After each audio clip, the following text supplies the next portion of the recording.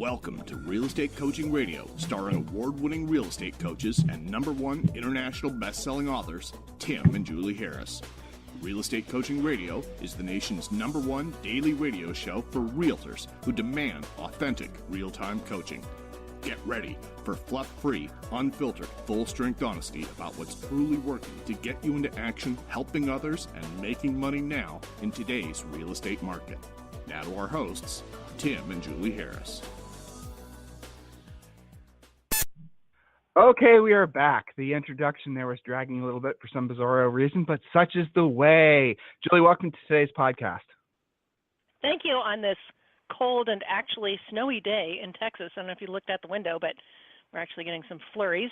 I get the announcement from Zoe. But yeah, it reminds me. It'll be a fun show. It reminds me of the first 35 years of my life before we moved out of Ohio over 10 years ago, living in Ohio, and the thing is guys, if you're in the Midwest and you are suffering from, or really most of the country, and you're suffering from non-outdoor activity weather, then guess what? Get more work done. Pick up the phone, call the expireds, call the for sale by owners, do what you don't want to do when you don't want to do at the highest level. You do not have wanting to go outside as an excuse. So, folks, we are talking about... Nor do your prospects. They're probably sitting at home waiting for your call. Just saying. That's right. Go ahead. Exactly. So, guys, we're going to be hopefully going through the rest of our list today. We're going to go through this relatively quick. And these are the phrases and the terms and the words and whatnot that you should never, ever use. And we asked you yesterday to consider whether or not you are using any of these phrases and these terms and what the personal, psychological, and frankly, financial ramifications are of you saying these things about yourself. You guys, I maybe misspoke yesterday and the day before when I was trying to express Julie and I's approach to motivation. And I had an email, and I think the person actually kind of was expressing what I was trying to say better than me. We have very smart listeners. And here's the clarification. So there's positive thinking, which we're obviously advocates of, and then there's a positive thinking movement, which we think is snake oil. So here's the difference. The positive thinking movement was, in essence, and Julie is actually researching this. I did some homework on this yesterday, day before, and she's going to be writing a script for a show, and we're going to be doing that next week or the week after. And the positive thinking movement is where the secret came from, is where all these other sort of sit around and have mystical thoughts, and somehow the universe will deliver to you on a silver plate all your dreams and your hopes and your desires. That actually started, which was kind of funny, and we're not going to talk about this, but I just want to briefly cover it because it's kind of interesting. That started during the Victorian era, during the era of the seances. If you guys don't know, there was a time when people going to seances and, doing all these sort of things was very, very popular and trendy, and to the point where it became almost socially disruptive. Well, during that era, there were a lot of people that became very famous and rich because people believed they had some sort of mystical powers to communicate with the dead or see the future or whatever. So that's where the positive thinking movement came from. And one of the first books that really, it's hilarious when I found this book, a lot of the phrases in this book that were written forever ago, 1800s, a lot of the phrases are still being used today. And that's where the idea is that you can have these positive thoughts and mystically everything you want in life will come your way. Well, that's the stuff that Julie and I absolutely find disgusting, those types of snake oil salesmen. Why? Because it has such a subversive, nasty, life-destroying effect on people who actually believe it. Now, there's a difference, and like I said, the show's not about that, but there's a difference between the positive thinking movement. The Secret is the best example for those of you guys who are in that sort of self-improvement, way of things back when that movie book came out. And then positive thinking. Now, we're huge advocates of positive thinking. And positive thinking is, in essence, the antithesis, the opposite of what the show is about. Today's show are all the things that you shouldn't be saying, you shouldn't be thinking, because you can reframe these thoughts, because your thoughts, now don't confuse yourself with what I'm saying, your thoughts do, generally speaking, control the actions you take in life. Unlike the positive thinking movement, which tells you just need to have the thoughts and usually doesn't ask you to take any action. You guys see the difference? So what we're all about is, of course, we want you guys to have positive thoughts. Of course, we want you guys to be optimists. Of course, we want you guys to see life as the blessing that it is. Of course, we want you guys to, people ask coaching clients, hey, Tim, how's it going? What is the coaching call? We're not going to talk about my emotional state, but I always say the same thing. I say, you know what? Anytime you wake up and you're on the green side of the grass, it's a great day. And I mean it. That's my standard for basically what it takes to be, in a good mood. That's it. It's not more complicated than that. Julie, I have a feeling you're bubbling up when I say something. No, well, I mean, I'm glad that you're clarifying that, because I've had a couple of emails myself about this. And I think it comes down to the difference between thinking about it and believing in it and doing all of that, but taking inspired action. That's why we're all about, if you read the treasure map, as well as Harris Rules, we're all about setting goals in 5 areas of life, but not just dreamy goals, right? Oh, I'd like to have some more money. I'd like to have more free time. I'd like to maybe weigh less. Those are just dreams. The difference in what we prescribe, what we coach, what we, quote, preach, like some of you guys like to say, is goal is a dream with an action, underline that 14,000 times, action plan. It's not just thinking about it and writing it down. We were coaching during The Secret, and it was kind of like the lost year for some of the clients, because, you'd ask them about their homework and they'd say, well, I wrote down what I wanted 20 times. Really? Then what did you do?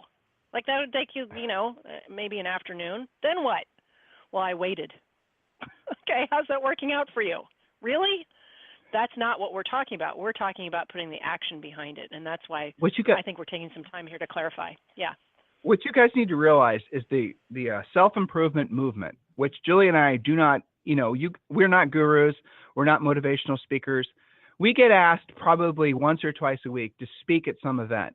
We got asked to speak at some huge event in LA where they said there was going to be over 10,000 people in attendance. Tony Robbins was the keynote, okay? Some of you guys know what I'm talking about. And they wanted us to be on stage to speak with real estate agents, and there was a couple other people there that we knew, and it would have been fun. But here's what they said. They asked us, all they wanted us to do is basically be motivational speakers. They didn't want us to actually deliver any value. Matter of fact, they wanted us to deliver no value, because their whole point was they wanted us to basically motivationally speak someone into buying a $400 product. And that way they wanted half the money for the $400 product. That was their whole business. They get people who want to be motivational speakers, who already are quote unquote motivational speakers. They put them on a stage with a bunch of other motivational speakers. They get people geeked up, get them to give their credit card numbers, and the next thing you know, their company's made money. I don't want any part of that. Julie and I don't. For us, that's not real. That's basically snake oil. That's nothing more than the old-fashioned traveling circus where you basically go on the carnival rides, and then there would be a row of tents in the back where you could go and look at the bearded lady and there's the guy smelling the snake oil. That sort of approach to motivation is fraudulent, and we want nothing to do with it. So we're going to talk about that in an upcoming podcast. And our whole point of talking about this at all is because we want you guys to start seeing things as they're being delivered for what they are. Motivational speakers, that whole space basically is nothing other than people that are essentially following in the footsteps. Most of them don't even know the history of that sort of behavior, that sort of profession. But if you guys were to go back and research it, and Julie's going to research it, I sent her some links, and we're going to do a show about it. Look, it's nerdy. This is kind of wonkish. Maybe some of you won't be interested in the topic, but it is fascinating, because when you're at the bookstore and you're on Amazon and you see the rows and rows and rows and rows and rows of motivational books, I want you to think to yourself, if those books worked, why is it that if motivational and positive thinking worked, why has there been so many books about that topic that have been needed to be written? Why couldn't one book have been written forever ago on positive thinking, and after that basically it just summarily worked? Why are there so many people forever thinking about it? And the idea that your thoughts have power, of course they do, but the idea that somehow your thoughts are the ultimate purveyor of your destiny, that's just bullshit. Look, if someone is born into poverty or born with a disease, is it as a result of the thoughts they're having when they're in the womb? Have you guys ever thought of the insanity of that? Because there's still so many people, salespeople in particular, are especially susceptible to believing, to falling prey of positive, thinking, motivational speaker guru types, because we have to keep ourselves in a constant state of optimism, because if we don't, we won't succeed. That's something that is necessary. It's part of your you need to have a constant stream of nutritional supplements to keep your motivation, energy, and all that up. But what you need to be careful is the supplements you're taking have to be good for you and not bad for you. And some of you guys don't realize that some of the things you've tuned into mentally and emotionally are the very things that are making it so that financially you never grow and expand and become rich. Okay, so there it is. So we're going to be doing a show about that. Like I said, guys, we are 100% cutting through the bullshit, and we're fluff free. We're going to give you information, hopefully, guys, you can use to change your lives in a positive way. All right, so we are talking about the things that you should never say, phrases and words. And I'm going to go through a couple of them, and I want you guys, as I say these things, and Julie's going to go through the next 2 or 3. Here's the mindset, or here's the question you need to be asking yourself. Do you say these things? Okay. And then it's also kind of interesting if you ask yourself, when you do say these things, assuming you do, in what context? Like, for example, what's going on that you might find yourself saying one of these things? And, okay. And then if, who around you says these things? And what you're going to realize very quickly is a lot of these very, life-destroying phrases and words are surrounding you at all times. And you really do need to build a wall so that you can at the very least decide whether or not these things are going to have an adverse effect on your results or not. So the next thing that I wrote down, I'm going to go through these 3 things relatively quick, is now this is a typical response when an agent is explaining why they didn't really do the work that they were supposed to do. In other words, an agent who is trying to rationalize not picking up the phone, not doing lead follow-up. So number 4 that we wrote down is no one answered. I called, no one answered. Okay, that's it. So no, they don't stop to think, well, did I call at the right time? They didn't stop to think, maybe should I call back? There's no system in place in their minds to realize that, like, for example, Julie, when you wrote that down, everyone is calling, what was the context you were thinking briefly? Do you mean no one answered or everyone is calling? I think everyone is calling. Sorry, they're kind of the same thing, right? Kind of. Basically, where my mind goes to is, so you gave up after one attempt, and what you said, what time of day are you calling? Are you calling when everybody's at work? Are you giving up so quickly? What pops into my mind is that people have studied sales in general, not just real estate, but closing on average takes 5 to 8 attempts. So if you just hung up because nobody answered, did you even leave a message? Did you try again at a different time of day, a different day of the week, a weekday evening, a Saturday morning? And everyone is calling is just the biggest made-up BS excuse I've ever heard in my life, because not everybody's calling. We have to talk you guys who are our loyal podcast listeners who most of the time get it. We have to talk you into it. So there's no way that, quote, everyone is calling. Now, after one of these snake oil workshops has been in your office or in your town and had a big soiree about, you need to be on the phone more, yeah, it seems like everyone's calling for about 3.5 days, maybe. But that doesn't mean that they're using a powerful and proven script. It doesn't mean that they're following up. It doesn't mean that they're calling trying to be of service. It just means they're making an attempt. So don't use this as your excuse. Everyone's calling. Who cares? Be better than everyone. And also, not everyone's calling. Go ahead. So number 4 was no one answered when I called. Julie and I just covered that. Number 5 is everyone is calling. Julie just talked about that. And number 6, these are all excuses you guys say and actually believe and hear from other agents as to why you won't do the real work in real estate, why you won't actually pick up the phone. Those are the 3 dominant answers. Now, let's meander into this one. I love hearing this one. That won't work for me, or that won't work in my market, or another one, Julie, is that's not my style. Okay? Those are the things you guys, so what is your style? Poverty? What is your style? Basically not having any money?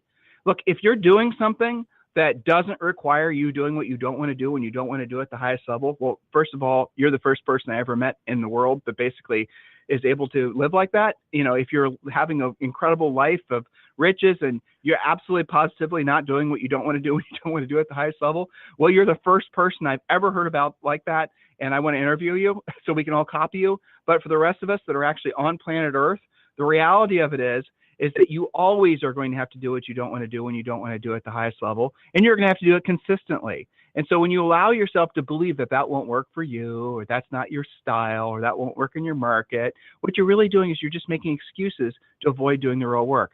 The next one, which is very similar, actually the next 2, is number 7, I can't do it. I hear that from coaching clients, new coaching clients, not our seasoned ones. They know better than to say that to us. But I can't do it. Number 7 is the next thing that a lot of people will say. When our little girl Zoe says I can't do it, I tell her that's bad manners. Now, she's only 4. She knows what bad manners are. So that's the quickest and most efficient way to make the point. She's not allowed to say that. And guess what? She stopped saying it. She doesn't say I can't do it anymore because it's bad manners. And you should consider the same thing. when you feel like you even thinking or you hear, I can't do it, you just stop yourself and ask yourself, is that really true? Or are you just basically falling prey to old software, old coding, old sets of beliefs about you? Julie, I want to pivot here. And actually, I'm going to go over the next one too. Number 8 is that's impossible. That's something else that people say. You know, how did somebody accomplish that? That's impossible. I can't do that. That's impossible. Well, okay, by you saying that and believing it, you believe it's impossible for you. So, Julie, I want to have you do a little bit of a show and tell here. Okay? This is potentially embarrassing for you. Are you ready? Great. Okay. Shoot. For those of you who listen, I want to have your honest answer.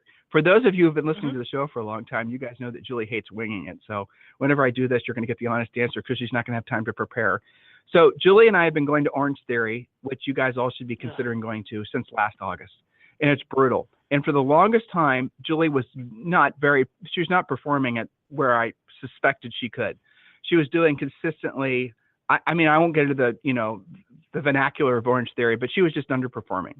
And she was pretty well convinced that she was maxing out her potentiality. She thought that, and I was making the observation that, other people who were there, who were also her age, who were also female, who were also in similar condition, they looked like they were sweatier, they were looking like they were working out harder. But Julie seemed to have a mental barrier against her actually pushing herself through a certain level of physical. She thought maybe she couldn't do it. Who knows what the conscious or the subconscious thought was? But then over the period of 2 or 3 days, she broke through it. So Julie, you believed at some level that you couldn't do it, or that it was impossible for you to consistently do the level that you're performing now. What changed? What was the thought or the thoughts that in retrospect that basically helped you to have the breakthrough? It's a good question, and I have thought about this. I would say that it's a combination of I thought that I couldn't do it because I had never actually tried at the level that is required at Orange Theory to even, not just to like kick the butt of that workout, but to just like basically live through one of those. I thought that I knew how to work out before. I think you have a level of this too, for being honest, right? We thought we knew how to work out. We thought we knew how to push ourselves harder. But when there is some kind of they track everything that you do and you can actually see what's going on, and you can also see other people around you who are doing better, it's like a whole other different game. So I think I was underperforming in the beginning because I didn't realize how to play the game on some level. And so that's the problem with saying it's impossible or I can't do it, because you've already declared your loss when you say that, versus saying, well, where I had to cross the bridge was, well, maybe I can do that. Maybe I can run at a sustainable, even 20 minutes at that level on that incline without actually dying. Maybe I can. I had to try it. And the first 2 weeks, it sucked. but then I figured out how to do it. But joking aside, you actually thought physical harm would come to you at some level if you actually exerted yourself. A heart attack, yeah. Right. So who knows how long? But guys, here, Julie's being honest, which is always awesome, right? When we're able to fillet ourselves in front of 100,000 people. But we're doing this and having this conversation to help you guys. Because Julie, if you guys were to see her, she gets compliments all the time on how she looks. I mean, she literally had, how many people did you have compliment you on your arms when you wore that sleeveless shirt the other day? I mean, guys, she's in good shape. She's always in good shape. The head coach thought she was a jock, okay? But the reality of it was in her head, she thought she was weaker than she was.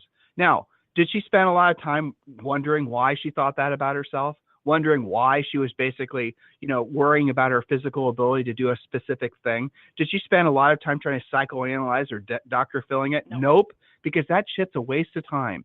What she did is she partnered up with a couple of the gals that were there, and, informally at first, and now formally, she's got some workout partners now, and they push each other, and they both do. I mean, look, the reason I'm telling you guys all this is because everybody has, even on Julie's level, everybody has preconceived beliefs and notions about what they're capable of.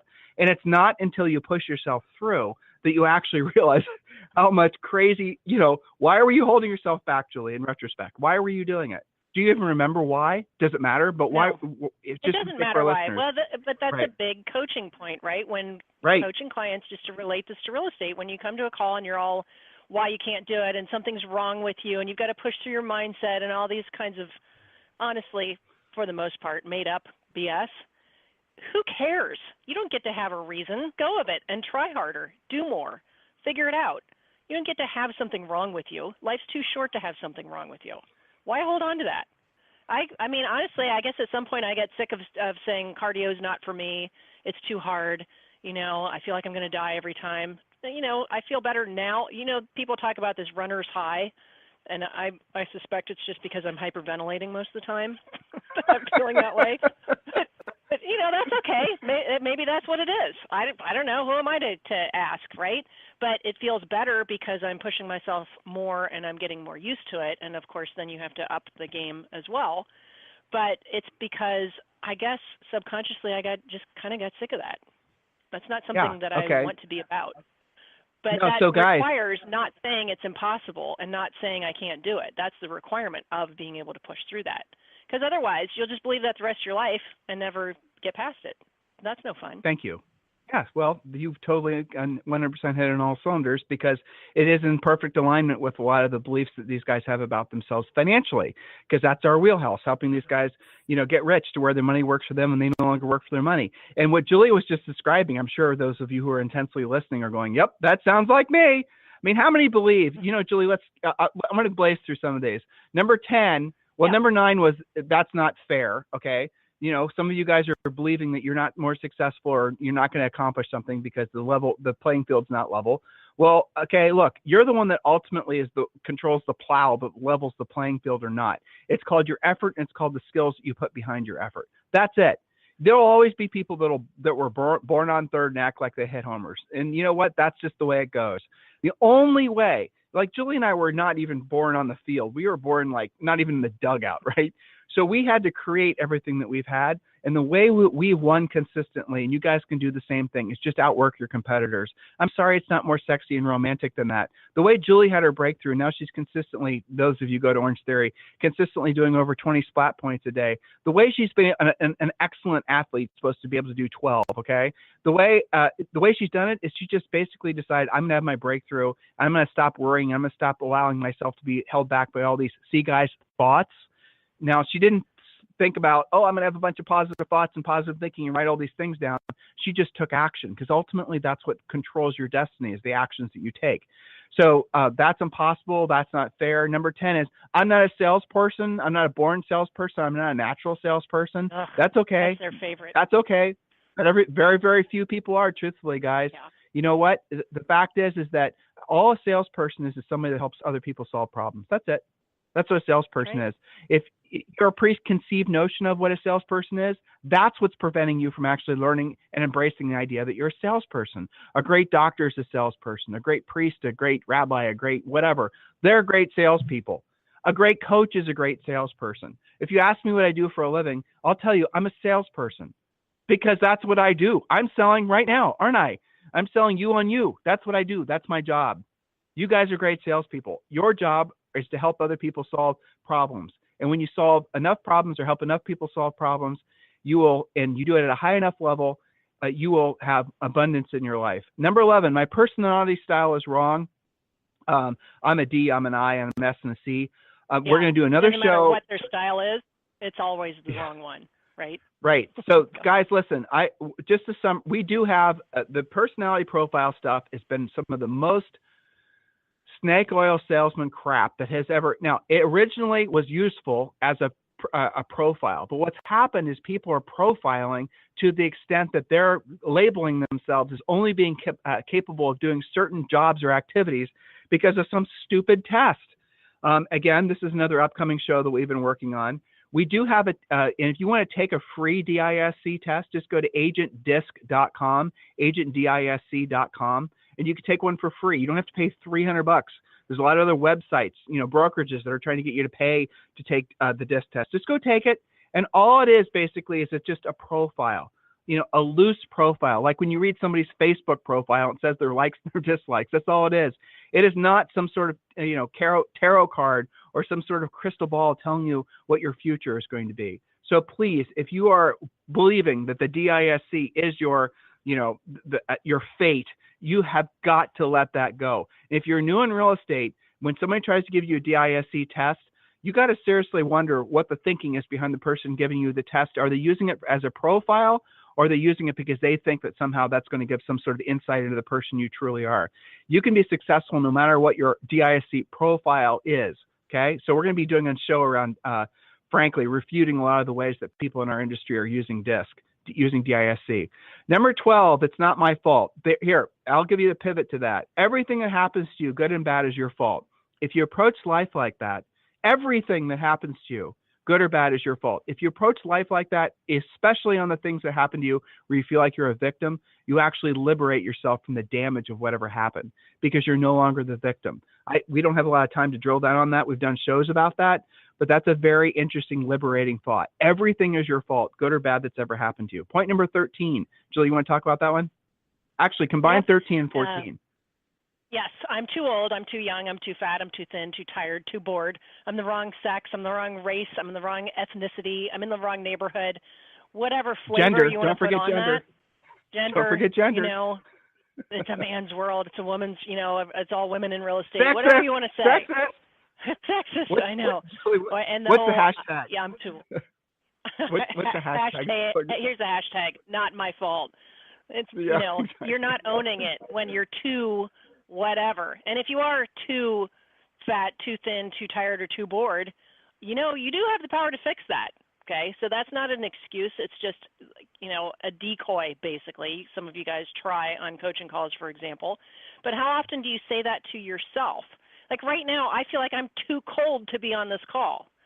You know, we live in Texas. We didn't move here to have 22 degrees this morning. I feel like I'm really too cold to be able to pull off a podcast. But guess what? Too bad. I'm going to do it anyway. Well, right? Well, what's the thing I we could hear have the said most? This morning I'm too tired to be coaching, but I'm not. What do we hear the most? Oh gosh, I don't know. Too old, probably. Too old for this. I'm too old for the technology. You have your computer speakers on. So yes, guys, that's the thing that we hear a lot. Is a lot of people will say that they're too old to be successful. That's the thing that they'll say a lot. I'm too old, or you know, you don't get a lot of too youngs. I like how brazen the millennials all are, to be honest with you. You know, Julie and I are the same way, so we're kindred spirits. But I hear all the time, and you guys might not overtly say it, but I can hear it in your voice when you believe basically your horse has left the stable and you could never catch it. And generally speaking, that happens in your early 50s. And so we always say this, but you know, there's a lot of other examples of this as well. Most people don't achieve the greatest levels of success until they're between the ages of like starting around mid 40s, and sometimes it goes into the early 60s. It doesn't even matter if you're in your mid 60s at this point. Real estate is one of these weird, bizarre businesses. It's the only one that still exists where really your age does not matter. You know, it's your effort that matters. It's your directed effort that matters. It's really your, you know, it's the approach that you take to being of service to other people that matters. No one is fortunately asking you when you sell real estate to go out and dig 1,000 ditches. You know, it's not dependent on your age. And here's another thing. For those of you who believe you're too old to be successful, you are not. If you're a baby boomer, and you're just getting your real estate license, you're looking to start your second career or whatever. Or, you know, maybe you're using the excuse that all these damn millennials are kicking your ass. Well, guess what? The millennials all have parents, and all those parents are baby boomers like you, or Generation X like Julie and I. And they all would rather do business with you than they would your kids. Okay? I'd rather do business with someone who's older than me when it came to buying or something. Right. And they assume because of your age that you have experience in real estate that you may or may not have. So the moral of the story, guys, is you got to be really careful about the language you use with yourself and the language you hear coming out of the mouths of people around you. Like I told Zoe, you know, she's 4, and we told Zoe she cannot cannot say, I can't do it. It's bad manners. So consider using some of the things we said you guys shared with you on this show and yesterday's show as your indicator that you should shed those phrases and shed those words, because they are destroying and ending your potentiality of success. It's still mostly the beginning of the year. So take this stuff seriously. These little, I hate to use the word mindset, but these little mindset and language hacks do have a pretty profound effect on the results that you're going to get in your life. So the bonus one that Julie and I had, we haven't gone through all 20. We're going to post them on our show. Tomorrow we're going to start talking about investing. The bonus point, so anyway, if you want all of our notes, just go to timandjulieharris.com and the complete outline. We didn't mention the 5 last phrases you're not supposed to use. But the point number 21 that I definitely want to mention is don't ever say, I can't afford it. I can't afford it is one of those things that poor people say. I can't afford it is one of those things that lazy and complacent people say. You are choosing not to afford it now, or you're choosing rather not to spend your money on it now. But don't say you can't afford it. Can't afford it is a very, very nasty thing to say when you're really wanting to have an experience or buy something. Saying that you can't afford it is telling yourself in a way that you don't deserve it. So when you come across something that you want, an experience, a vacation, a car, or whatever, don't just say I can never have it and then become a hater of people who do. Instead, tell yourself, you know what? I really do want X, and I'm going to figure out how to do it. And I'm going to figure out how to do it by being of service to other people and embracing that it's all about doing what I don't want to do, and I don't want to do it at the highest level. And then you need to start seeing life for what it really is. When other people have things or doing things that you're not, it's because they did things that you wouldn't. They learned things that you haven't yet to learn, or you have learned, you just haven't applied. Guys, it's that simple. Stop looking to mystics and stop looking to all these, flakes out there that are basically trying to just separate you guys from your wallets and not telling you the truth. Most of what we ask you to do sucks. You don't want to do it. I get it. I totally understand. Most of what we're going to ask you to do as part of the coaching program initially is going to make you uncomfortable. It's going to force you to, as Julie had to do in Orange Theory, be uncomfortable until you realize that, you know what, it wasn't that big of a deal to begin with. And then you have a breakthrough, and then you go to the next level, and then you start becoming free.